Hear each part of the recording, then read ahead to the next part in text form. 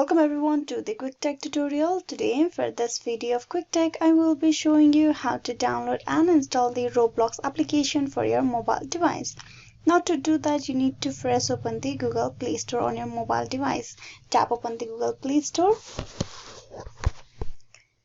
Once you open the Google Play Store, tap on the search bar and type in Roblox. Tap on search.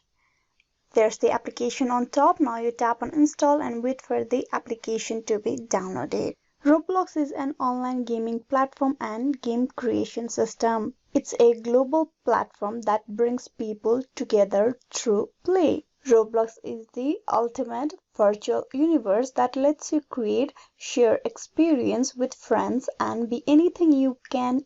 You can see the downloading process is completed. Now you tap on play and with that you have successfully downloaded and installed the Roblox application for yourself. Hope this video was useful. Please like and subscribe to the Quick Tech tutorial. Thank you.